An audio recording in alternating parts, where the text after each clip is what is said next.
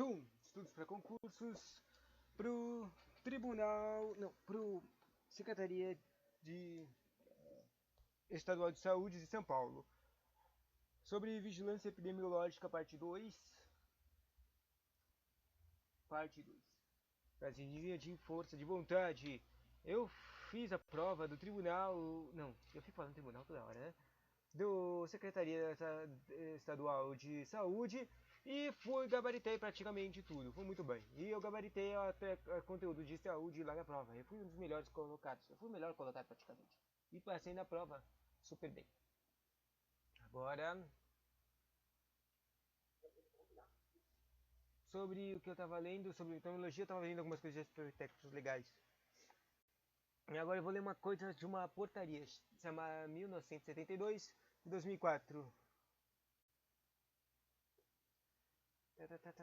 Essa portaria falava sobre ampliar o escopo da vigilância da saúde, que passou a compreender a vigilância das doenças transmissíveis, vigilância de doenças e agravos não transmissíveis, e vigilância em saúde ambiental e a vigilância de situação de saúde. Essa portaria estabelece competências da União, Estados do Distrito Federal e municípios e orienta as condições para a certificação de diferentes níveis. Sobre a epidemiologia e aspectos históricos.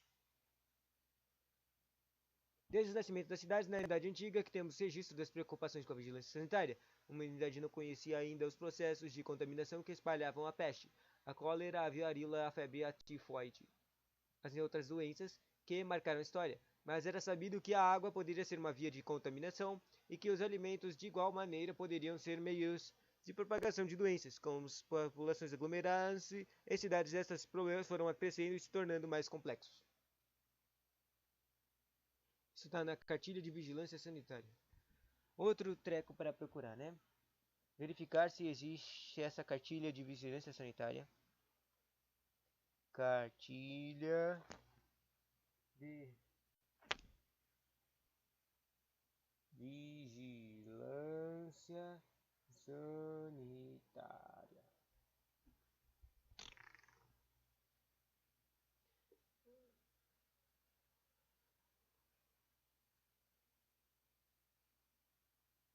Bom, basicamente, o texto histórico é que coletividade, não é coletividade.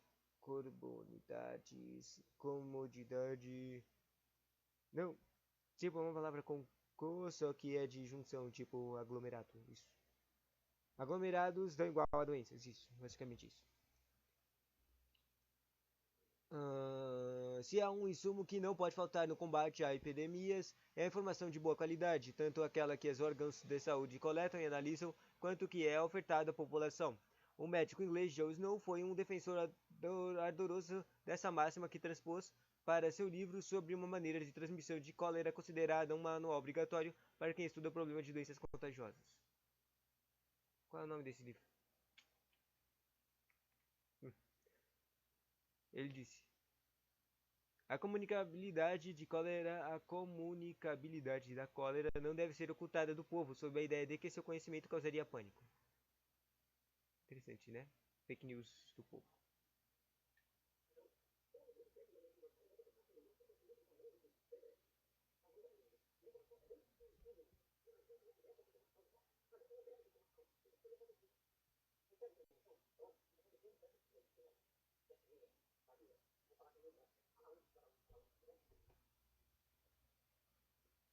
Cólera em Londres, do ano de 1984.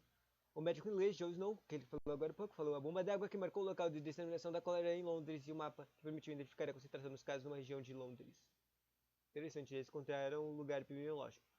A expressão vigilância epidemiológica passou a ser aplicada ao controle de doenças transmissíveis na década de 1950 para designar uma série de atividades por meios sequentes. A etapa de ataque de campanha de erradicação da malária vindo a designar uma das suas fases constitutivas. Originalmente, essa expressão significava a observação sistemática e ativa de seus casos suspeitos ou confirmados de doenças transmissíveis e de seus contatos. Tratava-se, portanto, da vigilância de pessoas com base em medidas de isolamento ou de quarentena aplicadas individualmente e não de forma coletiva. Dados, fatores, comportamentos, faixas etárias e textos. As primeiras intervenções Ah, é, estatais no campo de prevenção e de controle de doenças, desenvolvidas sob bases científicas modernas, elas datam do início do século XX e foram orientadas pelo avanço da era bacteriológica e pela descoberta dos ciclos epidemiológicos de algumas doenças infecciosas parasitárias. Essas intervenções consistiram na organização de grandes campanhas sanitárias e visavam controlar doenças que comprometiam a atividade econômica. A exemplo da febre amarela, peste e varíola, as campanhas valiam-se de instrumentos precisos para diagnóstico de casos, combate a vetores, imunização e tratamento em massa com fármacos, dentre outros. O modelo operacional baseava-se em atuações verticais sob forma de inspiração militar e compreendia fases bem estabelecidas e preparatórias de ataque, de consolidação e de manutenção. Interessante. Aqui daí tem aqui uma representação de um ciclo epidemiológico interessante.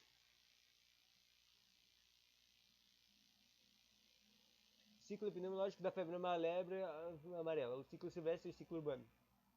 Basicamente fala que os animais, os ciclos silvestres, estavam contaminados. O vampiro, quer dizer, o mosquito, a Ermogogus sabetes, tem o nome científico do vampiro que foi infectado, foi lá e infectou um homem. Daí o homem vai para o urbano. Daí apareceu um hospedeiro, o Aedes aegypti. Esse Aedes aegypti, ele picou um homem infectado e se infectou e virou hospedeiro. Daí, daí começou o ciclo de urbano, de transmissão. O,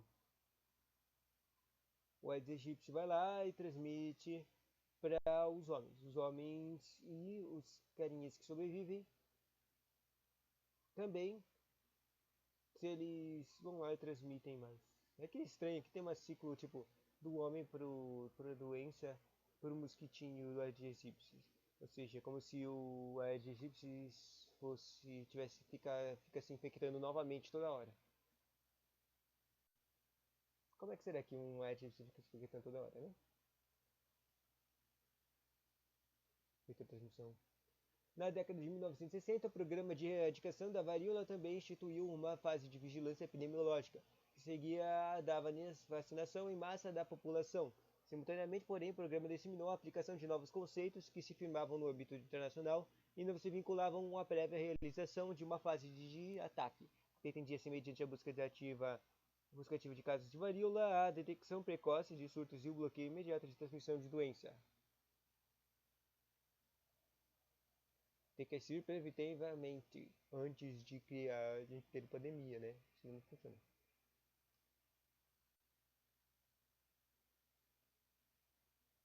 Aspectos históricos. Em 8 de maio de 1980, a 33ª Assembleia Mundial da Saúde declarou oficialmente: o mundo e todos os seus povos estão livres de varíola. A declaração marcou o fim de uma doença que atormentou a humanidade por pelo menos 3.000 anos, matando 300 milhões de pessoas somente no século XX. A doença foi erradicada graças a um esforço global de 10 anos, liderado pela Organização Mundial da Saúde, que envolveu milhares de profissionais da saúde em todo o mundo para administrar meio bilhão de vacinas. Meio milhão de vacinas para eliminar a varíola. Será que vou tentar eliminar a Covid? Né, todo mundo se odeia, né? Provavelmente não. A erradicação da varíola é um legado de esperança da Covid para a Covid-19 e outras doenças.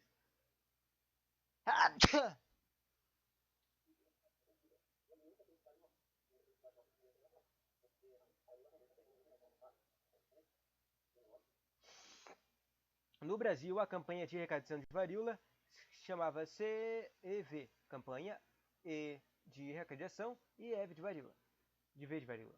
Foi de 1966 a 73, ou seja, durou 7 anos para conseguir terminar a erradicar a varíola. É reconhecida como um marco de institucionalização das ações de vigilância no país, tendo fomentado e apoiado a organização de unidade de vigilância epidemiológicas na estrutura das secretarias estaduais da saúde.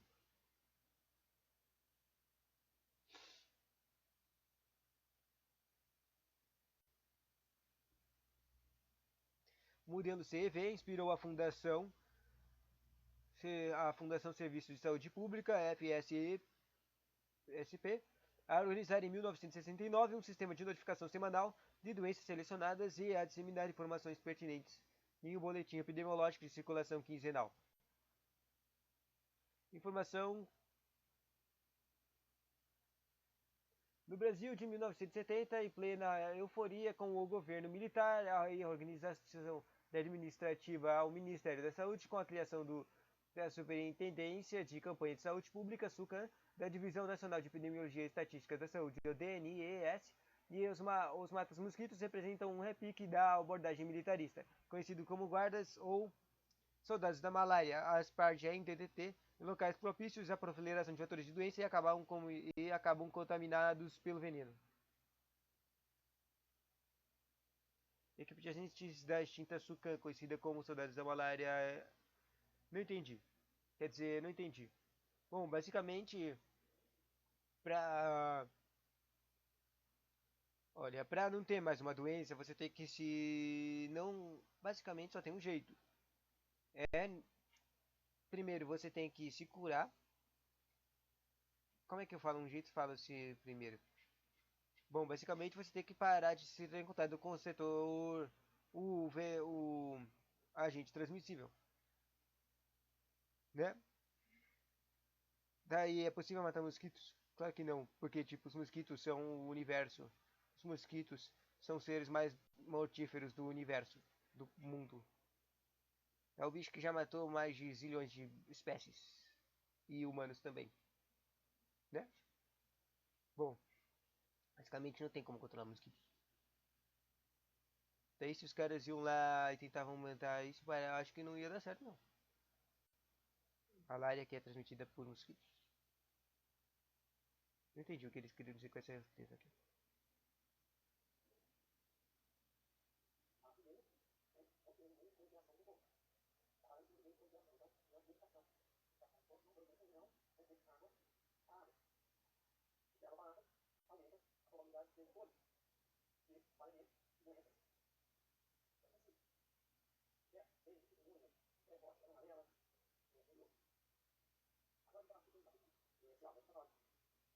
Interessante. Algumas definições em epidemiologia. Sobre endemia.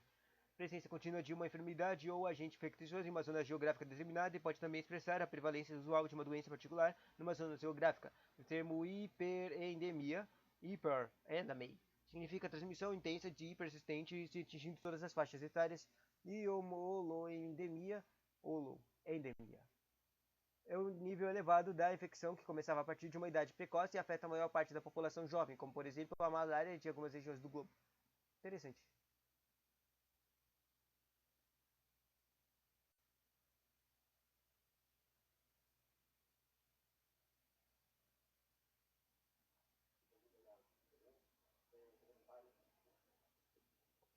Próximo setor.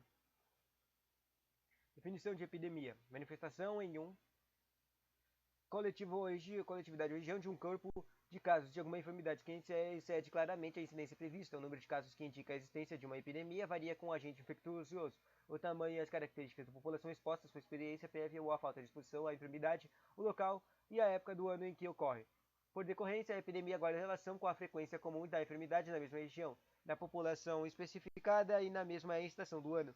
O aparecimento de um único caso de doença transmissível que, durante um lapso de tempo prolongado, não havia afetado uma população ou que invade pela primeira vez uma região, requer notificação imediata a uma completa investigação do campo. Dois casos dessa doença, associados no tempo ou no espaço, podem ser evidências suficientes de uma epidemia.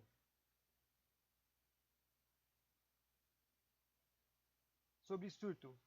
Definição: surto é a ocorrência de dois ou mais casos, né? Que nem falou agora há pouco, biologicamente relacionados. Alguns autores denominam surto epidêmico ou surto a ocorrência de uma doença ou fenômeno restrita a um espaço extremamente delimitado, colégio, quartel, creches, grupos reunidos em uma festa, um quarteirão, uma favela ou bairro.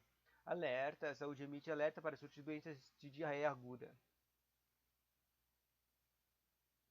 O que seria uma pandemia? É,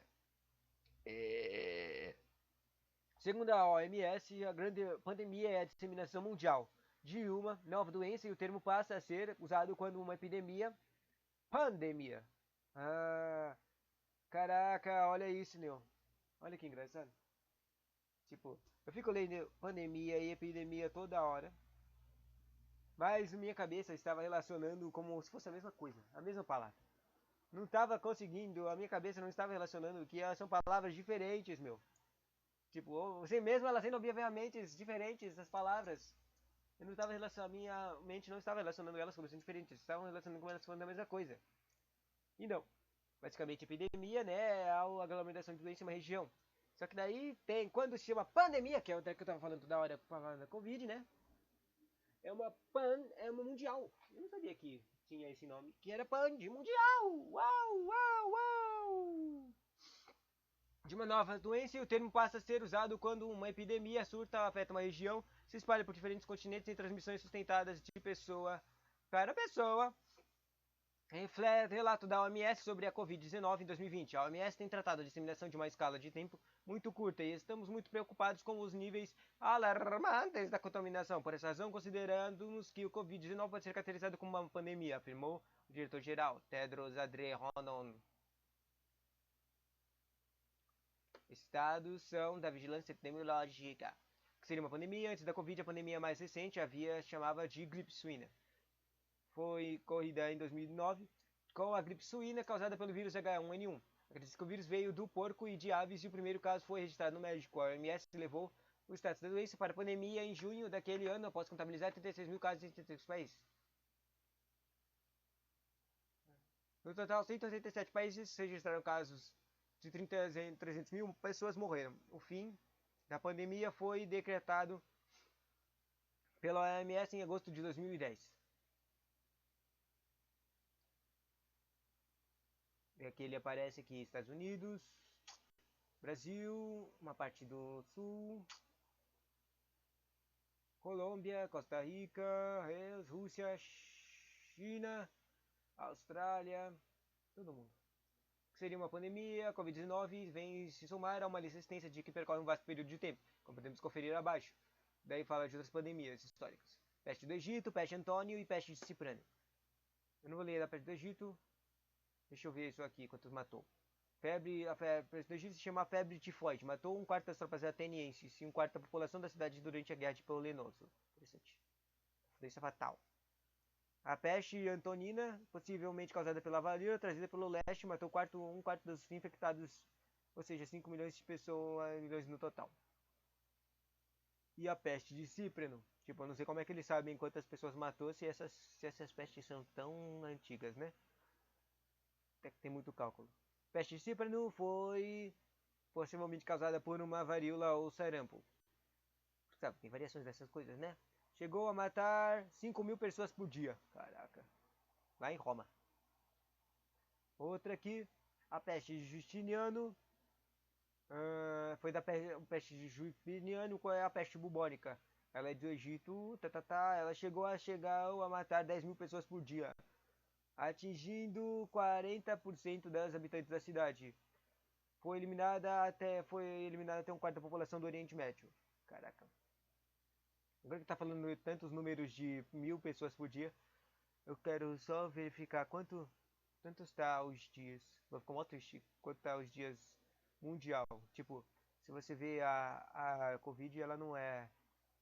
A mortalidade dela, já que tá com a vacinação, não é tão grande, né? Que na verdade é grande. Mas ela continua sendo a maior razão de morte agora no país. Se eu colocar quanto que tá morrendo pessoas por dia no mundo, qual será o número que vai dar? Bom, peste negra mais famosa aqui, que eu mais conheço, foi de 1300, 800 anos depois do último aparecimento, a peste bubônica. Tinha voltado para a Europa, coordenando a contaminação da Ásia, começando a contaminação na Ásia. A doença chegou à Europa mediterrânea e ocidental em 1348, possivelmente de comerciantes fugindo de italianos lutando na Crimeia. Matou 20 milhões de europeus em 6 anos, um quarto da população total e até metade nas áreas urbanas mais afetadas. Caraca. Depois da gripe espanhola, foi uma pandemia de vírus influenza H1N1, que entre janeiro de 1918 e dezembro de 1920 infectou 500 milhões de pessoas. cerca de um quarto da população mundial na época. Estima-se majoritariamente que o número de mortos esteja entre 17 milhões de pessoas, com algumas projeções indicando até 100 milhões, independentemente da diferença entre os números. Trata-se de uma epidemia mais mortais da história da humanidade. Agora eu quero saber quantas pessoas já foram contaminadas nesses 2 anos de pandemia, né? Porque, tipo, a gripe espanhola aqui tá falando que ela foi 2 anos, né? Ela foi 2 anos e teve 500 milhões de pessoas. A gente também é 2 anos, mas aposto que tem mais, muito mais. Quanto é que a gente infectou e quanto a gente matou? Quero ver essa comparação agora. Da Covaldo. Informação, testes, sobre o agora outra definição sobre a doença transmissível ou doença infecciosa.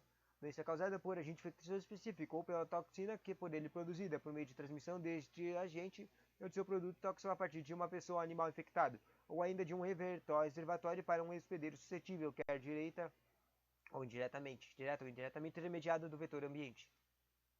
Emergência de saúde pública e importância internacional. O que é isso? É um evento extraordinário. Emergência, evento extraordinário de emergência, que, nos termos do presente regulamento, é determinado como regulamento. Essas definições estavam escritas em um regulamento? Será que é esse regulamento que está falando aqui é aquela portaria que eu estava lendo? Não sei, é meio engraçado. Constituindo um risco para a saúde pública para outros estados devido à propagação internacional da doença. E isso é uma emergência. E também é uma emergência, potencialmente exigindo uma resposta internacional coordenada para o evento significativo de manifestação de doença ou de uma ocorrência de presente potencial para causar doença. Ou seja, precisa de uma ação coordenada ou seja, controle. Vetores são seres vivos que veiculam um agente, tipo nós, humano. Um animal ou água que veiculam um agente desde o reservatório até os hospedeiros potencial. Vetores mecânicos são os transportadores de agentes, geralmente insetos, que correiam nas patas. Carreiam nas patas. Proboscides, ou seja, técnica.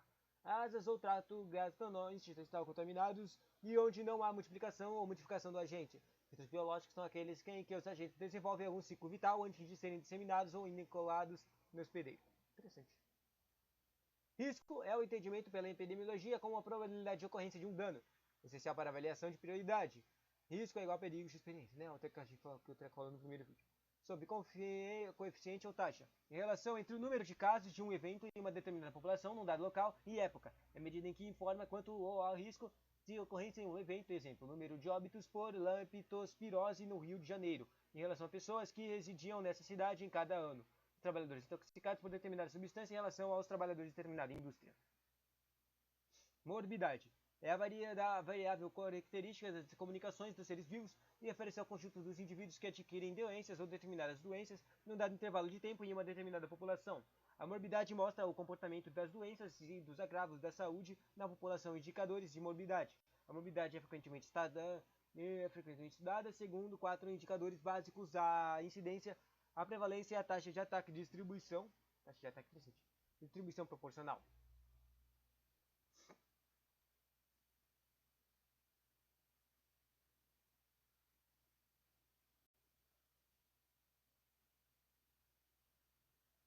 Definições epidemiológicas de incidência. A incidência de uma doença em um determinado local e período é o número de casos novos de doença que iniciaram no mesmo local e período. Traz a ideia de intensidade com que acontece uma doença. Numa população, mede a frequência ou probabilidade de ocorrência de casos novos de doença da população.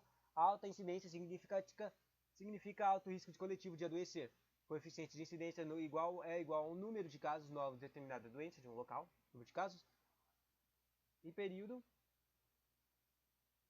Ou seja, você vai lá, coloca o período, faz primeiro conta de tempo, um ano, um mês, e em um mês teve esse número de casos. Tá.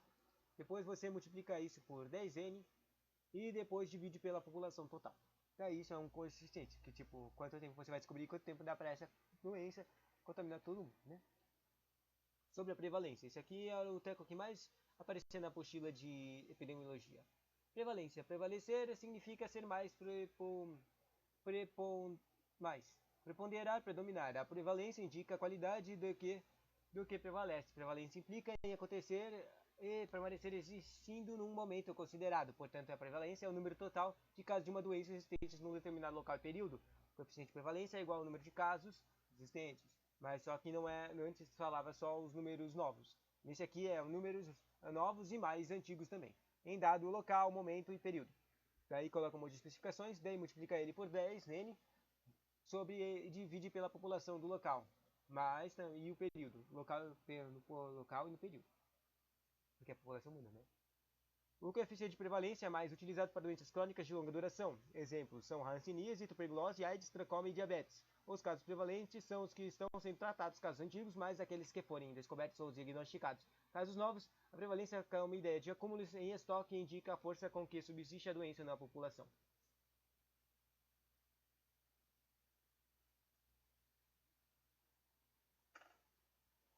Obrigado. Assim termina o técnico epidemiológico.